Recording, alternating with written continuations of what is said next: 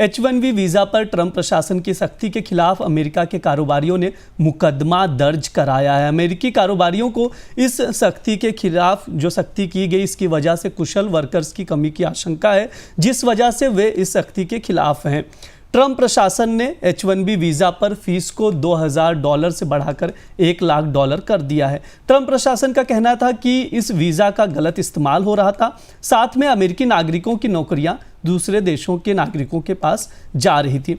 Sir, इसको विस्तार से समझाइए कि ये मुकदमा कैसा है और इस पर व्हाइट हाउस का रुख क्या है। ये घटनाक्रम थोड़ा चौंकाने वाला है। डोनाल्ड ट्रंप के आमतौर पर कारोबारियों से रिश्ते अच्छे हैं। अभी हाल फिलहाल के सारे फैसलों में ज़्यादातर कारोबारियों ने, बिजनेसेस ने, अमेरिका के बड़े उद्योग समूहों ने उनका विरोध किया है। पर ये घटनाक्रम पिछले 24 घंटे में काफ़ी चौंकाने वाला था। अमेरिका के चैम्बर ऑफ कॉमर्स ने और कई बिजनेस ग्रुप्स ने ट्रंप सरकार के खिलाफ वाशिंगटन DC की अदालत में मुकदमा दायर किया और ये कहा है कि जो 84 लाख रुपए या $1,00,000 के आसपास की सालाना H-1B वीज़ा फीस है, जो हाई स्किल विदेशी वर्कर्स के लिए है, ये बेहद अनुचित है। और जो तर्क दिया गया वो ये है कि ट्रंप सरकार ने इमिग्रेशन और नेशनलिटी एक्ट और एडमिनिस्ट्रेटिव प्रोसीजर एक्ट को तोड़ा है। फीस केवल प्रोसेसिंग कॉस्ट से ज़्यादा हो सकती है और ये भी कांग्रेस और एग्जीक्यूटिव तय करेगी। राष्ट्रपति अपने एक आदेश से कुछ भी तय नहीं कर सकते। इससे स्टार्टअप SME कंपनियों के लिए बहुत मुश्किल है नए लोगों को हायर करना।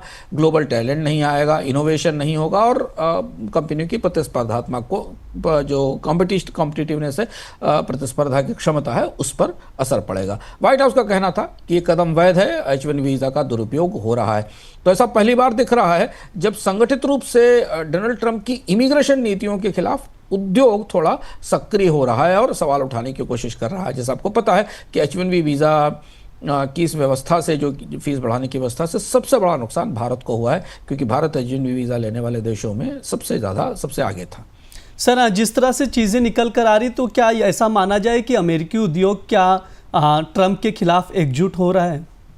अब तो दिख रहा है इंडस्ट्री और पर असर है। जैसे एलन मस्क ने इसका खुलकर विरोध किया था, जो कि ट्रंप के पुराने सहयोगी हैं। सत्या नडेला, सुंदर पिचाई ने विरोध किया था, क्योंकि इनके भविष्य की सारी योजनाएं स्किल्ड टैलेंटेड ह्यूमन रिसोर्सेज पर टिकी हुई हैं, जो अब नहीं आ पाएंगे।